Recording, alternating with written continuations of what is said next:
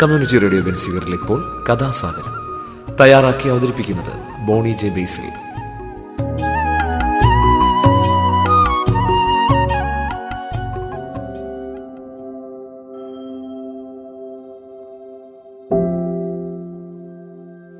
നമസ്കാരം പ്രിയ ശ്രോതാക്കളെ, ഞാൻ ബോണിയാണ്. കഥാസാഗരത്തിൻ്റെ ഏറ്റവും പുതിയ എപ്പിസോഡിലേക്ക് ഏവരെയും സ്വാഗതം ചെയ്യുകയാണ്. കഥാസാഗരം തുടങ്ങുന്നതിന് മുമ്പ് കഥാസാഗരത്തെക്കുറിച്ച് ഒരാമുഖമായിട്ട് കുറച്ച് കാര്യങ്ങൾ പറഞ്ഞോട്ടെ. കഥാസാഗരം പ്രധാനമായിട്ടും കഥകളുടെ പരിപാടിയാണ്. ഓരോ എപ്പിസോഡിലും ഓരോ കഥ കേൾക്കാം. നാടോടി കഥകളും മുത്തച്ഛിക്കഥകളും ഇതിഹാസ കഥകളും പുരാണങ്ങളും ഐതിഹ്യങ്ങളും എല്ലാം ഇതിലൂടെ കടന്നു വരുന്നു. കഥ മാത്രമല്ല, അവസാനം കുറച്ച് വർത്തമാനമുണ്ട്.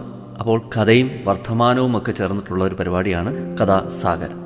അപ്പോൾ ഇന്ന് ഞാൻ പറയാൻ പോകുന്നത് ശ്രീരാമകൃഷ്ണൻ കഥകൾ എന്ന് പറഞ്ഞ ഒരു പുസ്തകത്തിൽ നിന്ന് എടുത്ത ഒരു കഥയാണ്. ചെറിയൊരു കഥയാണ്, നല്ലൊരു കഥയായിട്ട് എനിക്ക് തോന്നി. അതുകൊണ്ടാണ് ഞാനിത് അവതരിപ്പിക്കുന്നത്.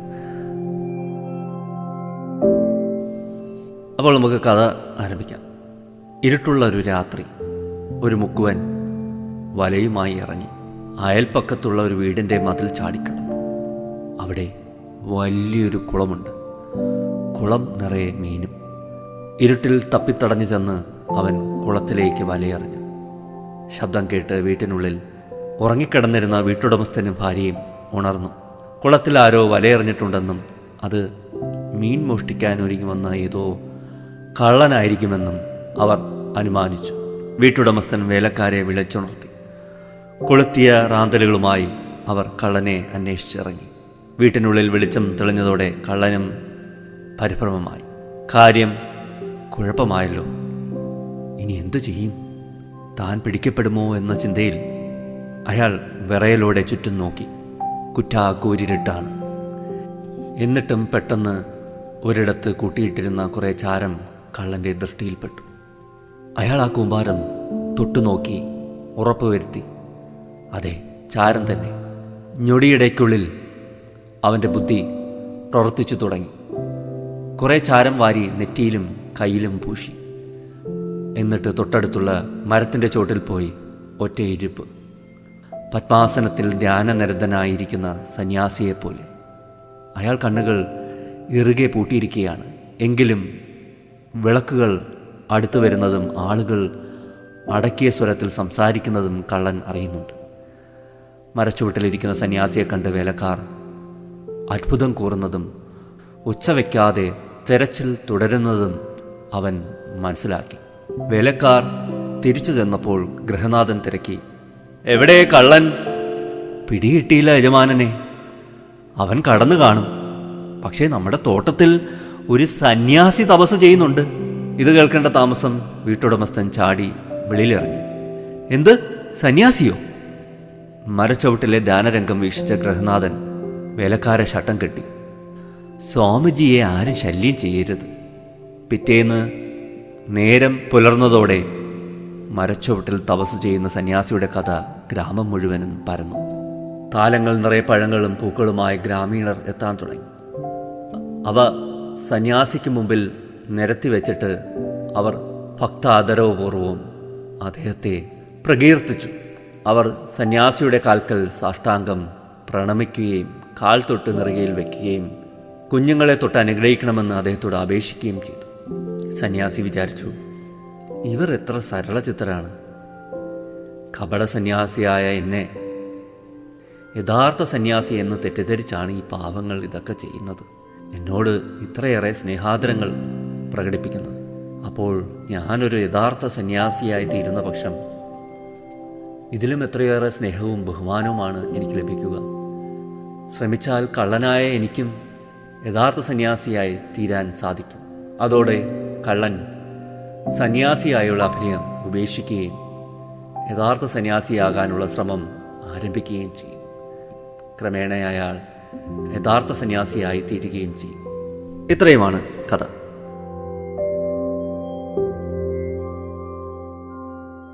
എനിക്ക് വായിച്ചപ്പോൾ വളരെ ഇഷ്ടം തോന്നിയൊരു കഥയാണ്. ഒരു നാണയത്തിൻ്റെ അപ്പുറവും ഇപ്പുറവും ആണ് അല്ലേ നന്മയും തിന്മയും എന്നൊക്കെ പറയുന്നത്. അതിന് വലിയ ദൂരമൊന്നുമില്ല, ഒന്ന് തിരിച്ചിട്ടാൽ മതി. അല്ലെങ്കിൽ ഒരു പുഴ കടന്ന് മറുകരയിലെത്തുന്ന പോലെ ഇവിടെ ഉള്ളതൊക്കെ ഈ കരയിൽ ഉപേക്ഷിച്ച് തിന്മകളൊക്കെ ഈ കരയിൽ ഉപേക്ഷിച്ച് മറുകരയിലെത്തുമ്പോൾ ഒരു വേറൊരു മനുഷ്യനായി രൂപാന്തരപ്പെടുന്നത് പോലെ നമ്മളൊരു കാര്യം ആകാൻ തീരുമാനിക്കുന്നത് തീർച്ചയായിട്ടും അതിലെന്തെങ്കിലും നമ്മളെ ആകർഷിക്കുന്നത് കൊണ്ടാകാം. സന്യാസം എന്ന് പറയുമ്പോൾ പലപ്പോഴും അതിനെ ചുറ്റിപ്പറ്റി ആദരവും ബഹുമാനവും ഒക്കെ ഏറെ ലഭിക്കാൻ ഇടയുണ്ട്. സന്യാസികൾ പലപ്പോഴും അവരുടെ ഉള്ളിൻ്റെ ഉള്ളിൽ ഇത്തരം ആദരവും ബഹുമാനവും ലക്ഷോപലക്ഷം ജനങ്ങളുടെയൊക്കെ സ്നേഹത്തിൻ്റെ പാത്രമാകാൻ ആഗ്രഹിക്കുന്നുണ്ടാകും. ഉള്ളിൻ്റെ ഉള്ളിൽ എല്ലാത്തിനും ഒരു ലക്ഷ്യമുണ്ട്. നമ്മൾ പലപ്പോഴും സന്യാസം എന്ന് പറയുന്നത് ത്യജിക്കലാണ്, ഒരു സത്യത്തിനെ തേടിയുള്ള യാത്രയാണ്. അങ്ങനെ പല പല അർത്ഥങ്ങളുണ്ട് സന്യാസം എന്ന് പറയുമ്പോൾ, അല്ലേ? അതിന് പിന്നിൽ പോകുമ്പോൾ, അല്ലെങ്കിൽ അങ്ങനെ ഒരു പാത സ്വീകരിക്കുമ്പോൾ അതിന് ഒട്ടേറെ ഉപേക്ഷിക്കലും അല്ലെങ്കിൽ ലക്ഷ്യം വെക്കലും ഒക്കെ ഉണ്ട്, അല്ലേ? ബ്രഹ്മവുമായിട്ടൊക്കെ ലയിച്ചു ചേരുക എന്നൊക്കെ ഉള്ള പ്രധാനമായിട്ടുള്ള ചില ലക്ഷ്യങ്ങളൊക്കെ ഉണ്ട്. പ്രകൃതിയുമായിട്ട് അലിയുക, ബന്ധങ്ങളുടെ നൂലാമാലകൾ നകലുക, ഒട്ടേറെ കാര്യങ്ങൾ അതിന് പിന്നിലുണ്ട്. പക്ഷേ തിരിച്ചറിയാതെ പോകുന്നത് അവർ മനുഷ്യരാണ്. അവരുടെ ഉള്ളിലെ മനുഷ്യർ എപ്പോഴും അവരോടൊപ്പമുണ്ട്. മനുഷ്യ സഹജമായ എല്ലാ കാര്യങ്ങളും അവരോടൊപ്പമുണ്ട്. ഇല്ലെന്ന് കരുതുന്നത് നമ്മളാണ്, ചുറ്റുമുള്ള മനുഷ്യരാണ്. സന്യാസികൾ അടികൂടുന്ന, അല്ലേ, പരസ്പരം കലഹിക്കുന്ന, ആക്രോശിക്കുന്ന, കൈവെക്കുന്ന എത്രയോ വീഡിയോകൾ നമ്മൾ കണ്ടിട്ടുണ്ട്. അതെല്ലാ മതത്തിലുമുണ്ട്. ഞാനൊരു സന്യാസം എന്ന് പറയുമ്പോൾ ഇന്ന മതത്തിൻ്റെ എന്ന് പറഞ്ഞ് അങ്ങനൊരു വേർതിരിക്കുകയല്ല, എല്ലാ മതത്തിലും, അല്ലേ?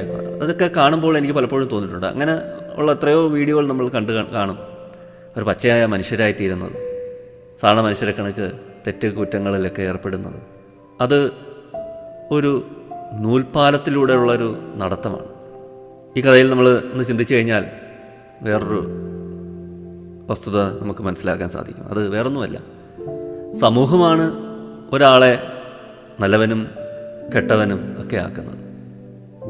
ഒരു വ്യക്തിയെ വളരെ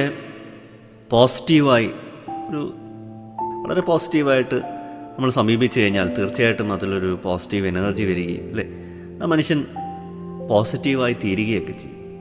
അതാണ് ഈ കഥയിൽ ഏറ്റവും വലിയൊരു നമ്മൾ ശ്രദ്ധിക്കേണ്ട ഒരു വസ്തുത എന്ന് പറയുന്നത്. എല്ലാവരും അദ്ദേഹത്തെ വാഴ്ത്താനും വളരെ നന്മയോടെ സമീപിക്കാനും ശ്രമിച്ചപ്പോൾ അദ്ദേഹം നന്മയുള്ള ഒരു വ്യക്തിയായി തീരാൻ തീരുമാനിക്കുകയും മാറുകയും ഒക്കെ ചെയ്യുകയാണ്. അപ്പോൾ ഞാനതാ പറയുന്നത്, സമൂഹമാണ് ഒരാൾ മോശമാണ് എന്ന് പറയുമ്പോൾ അയാൾ കൂടുതൽ മോശമാവുന്ന ഒരവസ്ഥയിലേക്ക്, മോശമായി പോകുന്ന ഒരവസ്ഥയിലേക്ക് എത്തിപ്പെടുകയും കൂടുതൽ പ്രശ്നങ്ങളിലും അക്രമങ്ങളിലും മനുഷ്യർക്ക് സ്വൈര്യം നൽകാത്ത ഒരു വ്യക്തിയായി തീരുകയൊക്കെ ചെയ്യും, അല്ലേ? മനുഷ്യർക്ക് സ്വൈര്യം നൽകാത്ത ഒരു വ്യക്തിയായി തീരുകയൊക്കെ ചെയ്യും. മനുഷ്യർക്ക് തിന്മകൾ പ്രവർത്തിക്കുന്ന ഒരു വ്യക്തിയായി തീരുകയൊക്കെ ചെയ്യും. അപ്പോൾ എല്ലാം ഒരു മനുഷ്യൻ്റെ നന്മയും തിന്മയൊക്കെ തന്നെ ചുറ്റപ്പെട്ടിരിക്കുന്ന വ്യക്തികളെ അധിഷ്ഠിതമായിരിക്കുന്നു എന്നുള്ളതിൻ്റെ കൂടി ഒരു വായന ഇതിനകത്ത് വരണമെന്ന് എനിക്ക് തോന്നുന്നു. അങ്ങനെ എനിക്ക് വായിച്ചപ്പോൾ തോന്നിയത്. അപ്പോൾ ഒരു ക്രിമിനലിനെ സൃഷ്ടിക്കുന്നത് ഒരിക്കലും അയാളല്ല, അയാൾക്ക് ചുറ്റുമുള്ളവരാണ്, അയാൾക്ക് ചുറ്റുമുള്ള സാഹചര്യങ്ങളാണ്. അയാളെ വരിഞ്ഞു മുറുക്കുന്ന സമൂഹത്തിൻ്റെ അസഹിഷ്ണുതയും തെറ്റായ വ്യാഖ്യാനങ്ങളും തെറ്റായ പെരുമാറ്റങ്ങളുമൊക്കെ സമൂഹം എവിടെയോ പരാജയപ്പെടുമ്പോഴാണ് ഇത്തരം തിന്മകൾ വസിക്കുന്ന മനുഷ്യരൊക്കെ ഉണ്ടാവുന്നത്. അങ്ങനെ നമുക്ക് ഈ കഥയെ വായിക്കാം. അപ്പോൾ ഈ നന്മയും തിന്മയും തമ്മിൽ അധികം ദൂരമില്ല എന്നുകൂടി ഈ കഥ പെട്ടെന്നാണല്ലേ ആ ഒരു മാറ്റം ഉണ്ടാക്കുന്നത്. ഒരു നല്ല പോസിറ്റീവ് വൈബ് എന്നൊക്കെ വേണമെങ്കിൽ പറയാം കിട്ടുമ്പോൾ അദ്ദേഹത്തിന് ആ പോസിറ്റീവ് വൈബ് പ്രവർത്തിക്കുകയും അദ്ദേഹത്തിന് സമൂഹത്തിൻ്റെ ആദരവ് വേണം, ബഹുമാനം വേണം എന്നൊക്കെ ചിന്തിക്കുകയൊക്കെ ചെയ്യുകയാണ്. എനിക്കിപ്പോൾ ഇത്രയും കിട്ടുന്നെങ്കിൽ ഞാനൊരു സന്യാസിയായി മാറിയാൽ എത്രമാത്രം ആദരവും സ്നേഹവും കിട്ടും എന്നുള്ളൊരു ചിന്ത അദ്ദേഹത്തെ പിടികൂടുകയാണ്. അപ്പോൾ ഈ ആദരവും സ്നേഹവുമാണ്, അല്ലേ, മനുഷ്യനെ മനുഷ്യനാക്കി മാറ്റുന്നത്. സന്യാസത്തിൽ പോലും അങ്ങനൊരു ചിന്ത, അല്ലേ, ഒന്നും ആഗ്രഹിക്കാത്ത ചിന്തയല്ല, ചില ആഗ്രഹങ്ങളുണ്ട്, അല്ലേ? സന്യാസത്തിൽ ചില ആഗ്രഹങ്ങളുണ്ട്. ദൈവത്തെ അടുത്തറിയുക എന്നുള്ള ആഗ്രഹം ഉണ്ടാവാം, അങ്ങനെ പല പല ആഗ്രഹങ്ങളുമുണ്ട്. പക്ഷെ നമ്മൾ ചിന്തിക്കേണ്ടത് അവരെല്ലാം അടിസ്ഥാനപരമായിട്ട് മനുഷ്യർ തന്നെയാണ്. മനുഷ്യൻ്റെ എല്ലാ ബലഹീനതകളും അവരിലൂടെ കടന്നു പോകുന്നുണ്ട്. അവർ അതിൽ നിന്ന് വിഭിന്നമല്ല എന്നുള്ളൊരു തിരിച്ചറിവ് കൂടി നമുക്ക് ഉണ്ടാവണം. അപ്പോൾ മനുഷ്യരെ പോലെ കാണാൻ നമ്മൾ ശ്രമിക്കണം. പലപ്പോഴും മനുഷ്യരെ ദൈവമായിട്ട് കാണുമ്പോഴാണ് ഏറ്റവും കൂടുതൽ പ്രശ്നങ്ങൾ ഉണ്ടാകുന്നത്. ഒരു സന്യാസിയും ഒറ്റയ്ക്ക് ഒരു സന്യാസിയായി തീരുന്നതല്ല അല്ലേ. ആൾദൈവങ്ങൾ ഒക്കെ ഉണ്ടാകുന്നത് ഒരു സമൂഹത്തിൻ്റെ സൃഷ്ടിയാണ് അല്ലേ. സമൂഹം എല്ലാം കൂടി ആണ് അതൊരു അങ്ങനെ ഒരു സ്ഥാനം കൽപ്പിച്ച് നൽകുന്നത്. ആ സമൂഹത്തിൻ്റെ അന്ധതയും കൂടിയുണ്ട് പലപ്പോഴും അല്ലേ അതിൻ്റെ പിന്നിൽ. അപ്പോൾ അങ്ങനെയും ചിന്തിക്കാം. അപ്പോൾ ഒരു കൂട്ടായ പ്രവർത്തനം കൂടിയുണ്ട്. ഒരു തിന്മയിൽ നിന്ന് പിന്തിരിയുക എന്ന് പറഞ്ഞാൽ ഒരു കൂട്ടായ പ്രവർത്തനം കൂടിയാണ് അല്ലേ. അതിനെക്കുറിച്ച് പറയുമ്പോഴാണ് എനിക്ക് പെട്ടെന്ന് ഇപ്പോൾ ഈ അടുത്ത കാലത്ത് ശ്രദ്ധയിൽപ്പെട്ട ഒരു കാര്യമാണ്. ഏതാനും മാസങ്ങൾക്ക് മുമ്പ് ഞാൻ എവിടെ വായിച്ചിരുന്നു, ഈ ബാലവേല നിരോധന നിയമവുമായി ബന്ധപ്പെട്ട് 5 വർഷത്തിനിടെ കേരളത്തിൽ രജിസ്റ്റർ ചെയ്തത് 5 കേസുകൾ മാത്രമാണ്. രാജ്യത്താകെ 3076 കേസുകൾ ഉണ്ടായപ്പോൾ കേരളത്തിൽ 5 കേസുകൾ മാത്രമാണ് ഉണ്ടായത്.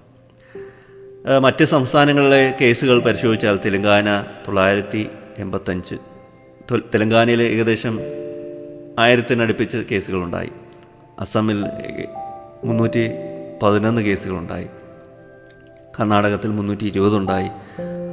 മഹാരാഷ്ട്രയിൽ 316 ഉണ്ടായി. ഗുജറാത്തിൽ 220 ഉണ്ടായി. ഇതൊക്കെ ലോക്സഭയിൽ അറിയിച്ച കണക്കാണ്. സമൂഹമാണ് എല്ലാ തിന്മകൾക്കും അറുതി വരുത്തുന്നത് എന്നുള്ള ഒരു ഉദാഹരണം കൂടി ഞാൻ ഈ അവസരത്തിൽ ഒന്ന് കൂട്ടിച്ചേർത്തതാണ്. ഈ കഥയുമായിട്ട് ബന്ധപ്പെട്ട് പറഞ്ഞപ്പോൾ ഒന്ന് കൂട്ടിച്ചേർത്തതാണ്. അതിലൊക്കെ കള്ളനോട്ടിൻ്റെ കാര്യത്തിൽ വൻ വർധനവാണ്. അപ്പോൾ സമൂഹം അവിടെ പരാജയപ്പെട്ടു എന്നുള്ളതാണ് അല്ലേ. സമൂഹവും നമ്മുടെ ഭരണകർത്താക്കളും അല്ലേ, അല്ലെങ്കിൽ ഇതൊക്കെ ഇങ്ങനെയുള്ള കാര്യങ്ങൾ നടപ്പിലാക്കുന്നവരും നിരീക്ഷിക്കേണ്ടവരും ഒക്കെ ആ കാര്യത്തിൽ പരാജയപ്പെട്ടു എന്നുള്ളതാണ്. അപ്പോൾ കള്ളനോട്ടിൻ്റെ കാര്യത്തിൽ 317% കൂടിയെന്നാണ്. അതും ഈ ലോക്സഭയിൽ അറിയിച്ചൊരു കണക്കാണ്. ഞാനിങ്ങനെ ഒന്ന് പരാമർശിക്കുകയാണ് ഈ അവസരത്തിൽ. പിടിച്ചെടുത്ത 500 രൂപ നോട്ടുകൾ, അതിൻ്റെ ആ കണക്കൊന്ന് പരിശോധിച്ചപ്പോൾ 2186.5 കോടി ആണ് 2018 പിടിച്ചത്.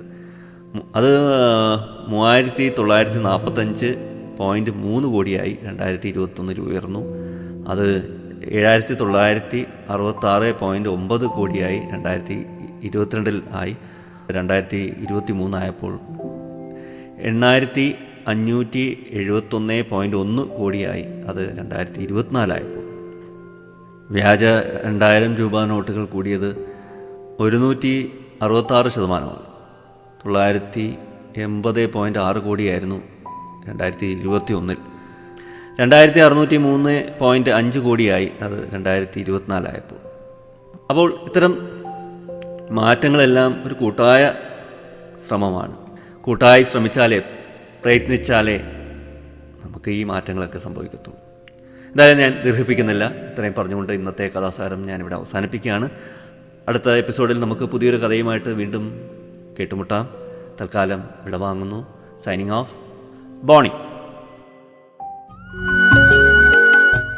കമ്മ്യൂണിറ്റി റേഡിയോ ബെൻസിഗറിൽ നിങ്ങളിപ്പോൾ കേട്ടത് കഥാസാഗരം.